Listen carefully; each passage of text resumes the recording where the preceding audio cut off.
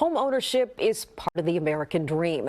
Just weeks after D.C.'s mayor unveiled next year's budget proposal, faith leaders want the city to put more money into affordable housing and black home ownership programs. Yeah, they say rising costs are driving middle and low-income residents out of the city. Tonight, the Washington Interfaith Network held a rally in Ward 7. News 4's Walter Morris is in Southeast for us tonight with their message.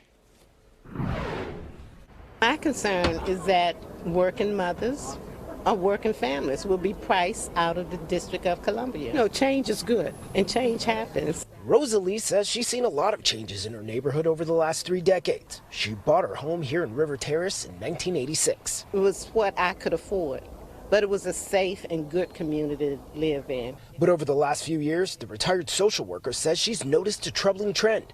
As neighbors pass away, their families forced to sell because they can't afford to maintain the homes. And they're losing what their parents have worked for them. It's not just here in Ward 7. Housing advocates say it's a common story across the district. The money is out there and we want it.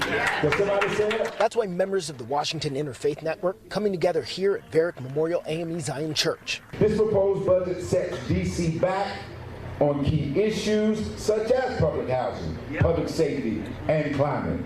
They're pushing back on the mayor's recent budget proposal, calling on the district to increase funding for affordable housing and programs that protect and promote black home ownership. What we want to see in the budget is funding so that people who have abandoned homes next to them, that those homes can be brought up and that they can go online.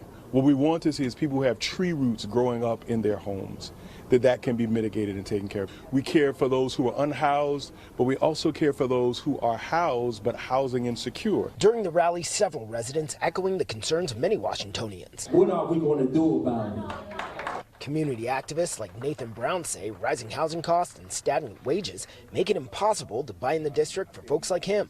And now too many of his neighbors are saying the same thing. They are so much in fear that instead of calling my community NOMA, they call it no more because they couldn't take no more through gentrification. And these advocates are also calling on the district to put more money into violence interruption programs. In Southeast, Walter Morris, News 4. Now News 4.